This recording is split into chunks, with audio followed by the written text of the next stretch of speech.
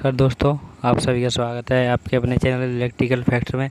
जैसा कि आप सभी को पता है कि यूपीपीसीएल में नई वैकेंसी आई है, तो उसी को मद्देनज़र रखते हुए हम आपको टेक्निकल के 20 क्वेश्चन देंगे जो कि यूपीपीसीएल की प्रीवियस ईयर में पूछे गए हैं, जो भी जब पेपर हुआ था। तो आइए शुरुआत करते हैं इन क्वेश्चनों की। पहला क्वेश्चन है आपको, जैसा कि आपको स्क्रीन पे दिखाई दे रहा है कि एक 4 पोल वाला प्रत्यावर्तित अल्टरनेटर यानी कि अल्टरनेटर 1500 आरपीएम पर चल रहा है। ठीक है, कितनी आरपीएम पे चल रहा है? 1500 आरपीएम पे। प्रत्यावर्तित की आवृत्ति होगी यानी कि फ्रीक्वेंसी पूछी है। तो आप सभी को फॉर्मूला मालूम है। फॉर्मूला होता है NS = 120 × F/P। एफ क्या होता है? फ्रीक्वेंसी होती है। पी क्या होता है? पोल जितने दिए होते हैं। ठीक है, तो आप निकाल सकते हैं। तो जब आप इसको सॉल्व करेंगे तो आंसर कितना आएगा? 50 हर्ट्ज। कितना आएगा? 50 हर्ट्ज। जो प्रत्यावर्ती की आवृत्ति होगी वो कितनी होगी? 50 हर्ट्ज। ठीक है, अगले क्वेश्चन की तरफ चलते हैं। दूसरे क्वेश्चन की बात करते हैं कि पीवीसी कंड्यूट नली वायरिंग के मामले में, जो पीवीसी कंड्यूट वायरिंग होती है उसके मामले में पीवीसी कंड्यूट नली की न्यूनतम मोटाई कितनी होनी चाहिए? जो पीवीसी होती है उसकी मोटाई कितनी होनी चाहिए? तो ऑप्शन आपका दिया है, पहला 3 mm, दूसरा 2.5 mm, तीसरा 1.5 mm, चौथा 2.0 mm। तो कौन सा सही होगा इसमें से? 1.5 mm। अगले क्वेश्चन की तरफ चलें।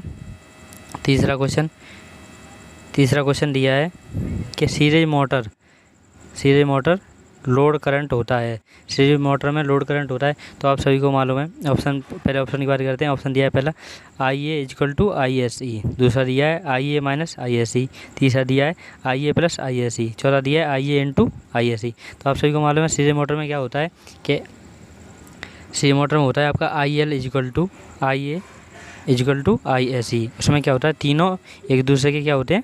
बराबर होते हैं। तो इसका पहला ऑप्शन सही हो जाएगा। अगले क्वेश्चन की बात करें,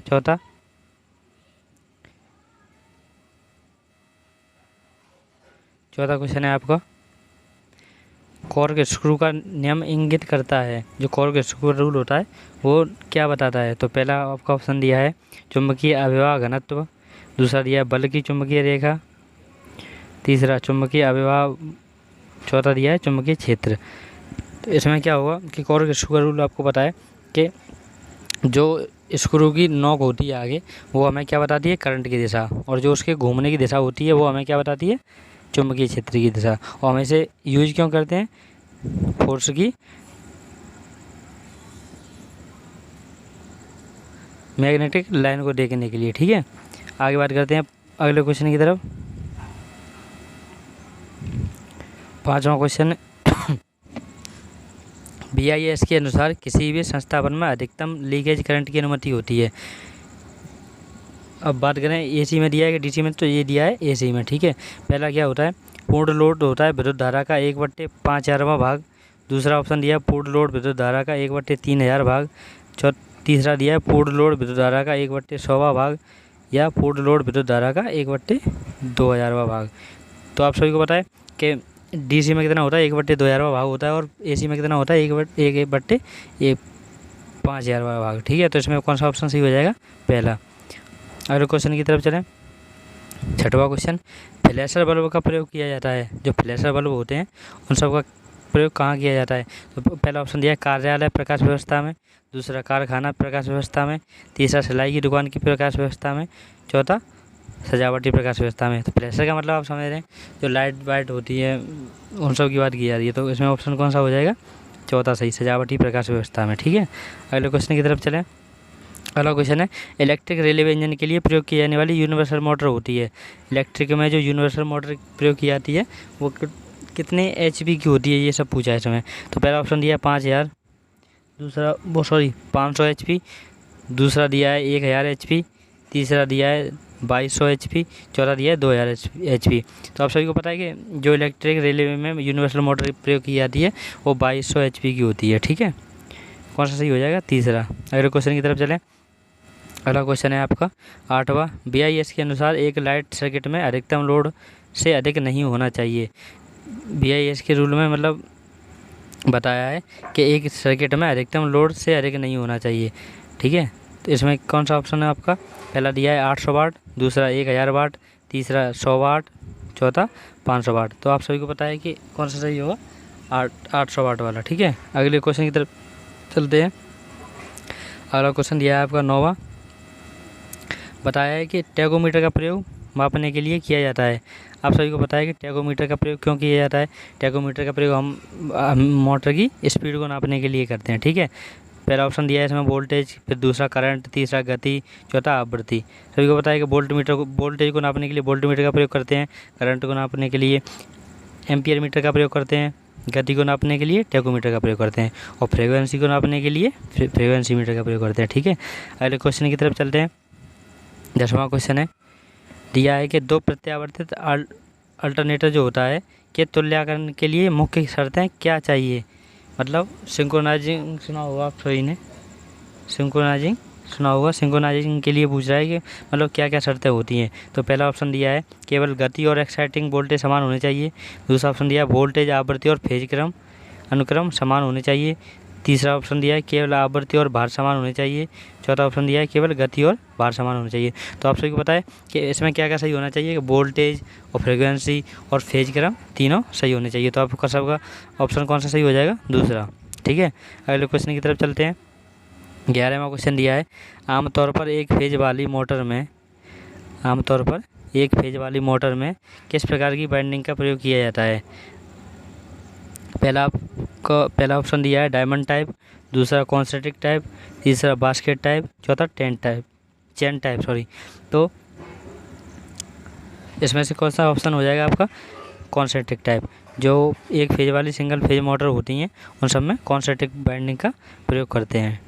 अगले क्वेश्चन की तरफ चलते हैं। 12वां क्वेश्चन,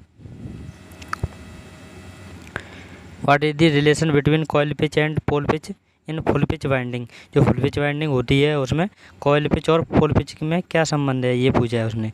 तो आपका पहला ऑप्शन दिया है कॉइल पिच ज़्यादा होती है पोल पिच से। दूसरा ऑप्शन दिया है कॉइल पिच बराबर होती है बैक पिच के। तीसरा ऑप्शन दिया है कॉइल पिच बराबर होती है पोल पिच के। और चौथा ऑप्शन दिया है कॉइल पिच कम होती है पोल पिच से। ठीक है, आप सभी को पता होगा कि फुल पिच वाइंडिंग में क्या होती है, कॉइल पिच बराबर होती है पोल पिच के। ठीक है, तो कौन सा ऑप्शन सही हो जाएगा, तीसरा। अगले क्वेश्चन की तरफ चलते हैं। 13वां क्वेश्चन, ट्रांसफार्मर टैपिंग स्विच किस वाइंडिंग से जोड़ा जाता है। मतलब जो वाइंडिंग हम करते हैं, प्राइमरी और सेकेंडरी दो वाइंडिंग होती हैं, तो उसमें पूछा है कि हमेशा हम जो टैपिंग करते हैं वो कौन सी साइड में करते हैं, प्राइमरी में या सेकेंडरी में।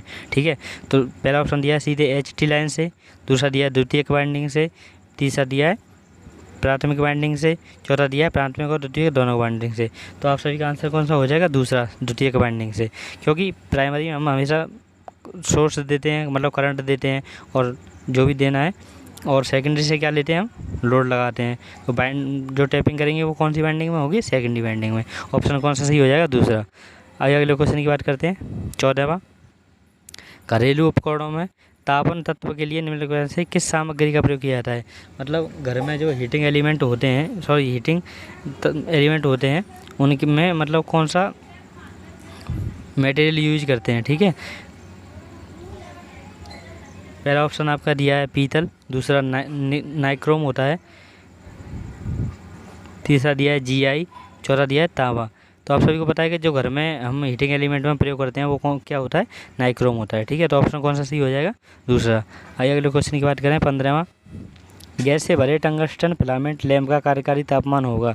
जो टंगस्टन फिलामेंट लैंप होती है गैस से भरी हुई, उसका कार्यकारी तापमान कितना होगा, ये दिया है। तो पहला ऑप्शन दिया है 2800 डिग्री सेंटीग्रेड, दूसरा दिया है 2200 डिग्री सेंटीग्रेड, तीसरा दिया है 3000 डिग्री सेंटीग्रेड, चौथा दिया है 2000 डिग्री सेंटीग्रेड। ठीक है, तो आप सभी को पता है कि जो टंगस्टन फिलामेंट लैंप होती है उनका कार्यकारी तापमान कितना होता है, 2200 डिग्री सेंटीग्रेड। ऑप्शन कौन सा सही हो जाएगा, दूसरा।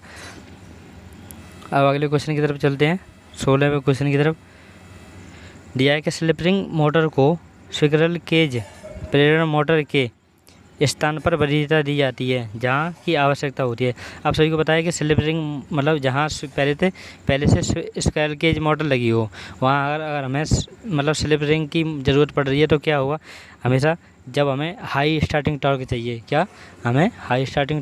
उस जगह पे हम किस मोटर का प्रयोग करते हैं, स्लिप रिंग मोटर का। ठीक है, पहला ऑप्शन दिया है कम प्रारंभिक करंट, दूसरा दिया है मध्यम प्रारंभिक करंट, तीसरा दिया है मध्यम शक्ति कारक, चौथा दिया है उच्च प्रारंभिक टॉर्क। तो कौन सा सही हो जाएगा? चौथा, क्योंकि मैंने बोला था अभी कि हाई स्टार्टिंग टॉर्क चाहिए हमें, वहाँ हम किस मोटर का प्रयोग करते हैं? स्लिप रिंग मोटर का। ठीक है, अगले क्वेश्चन की बात करें तो 17वां, BIS के अनुसार एक लाइट फैन के उप परिपथ में अधिकतम से अधिक नहीं होने चाहिए, अधिकतम पॉइंट से अधिक नहीं होने चाहिए। तो आप सभी ऑप्शन दिया है, पहला दिया है 15, दूसरा दिया है 8, तीसरा दिया है 10, चौथा दिया है 12। आप सभी को पता है कि जो उप परिपथ होता है उसमें कितने पॉइंट से अधिक नहीं होने चाहिए? 10 से। ठीक है, कितने पॉइंट से अधिक नहीं होने चाहिए? 10 से। ऑप्शन हो जाएगा तीसरा सही। आगे बात करें 18वें क्वेश्चन की। 18वां क्वेश्चन दिया है BH वक्र में जो BH कर्व होता है उसमें B का प्रतिनिधित्व करता है, मतलब B क्या क्या दिखाता है? तो आप सभी को पता है कि BH कर्व में B क्या होता है?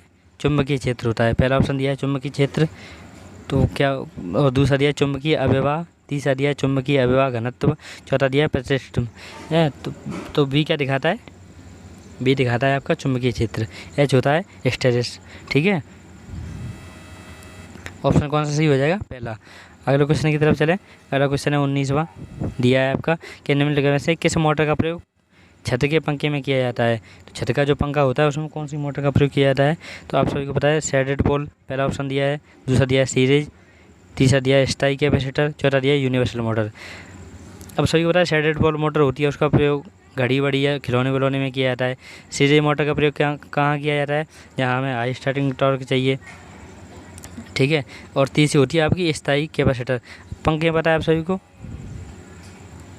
कि परमानेंट कैपेसिटर मोटर का प्रयोग करते हैं, और यूनिवर्सल मोटर जहाँ हमें ज़्यादा HP की ज़रूरत हो। ठीक है, अगले क्वेश्चन की तरफ चलते हैं 20वां और आज का लास्ट क्वेश्चन दिया है कि चल लौह उपकरण यानी कि मूविंग आयरन इंस्ट्रूमेंट का प्रयोग के लिए किया जाता है।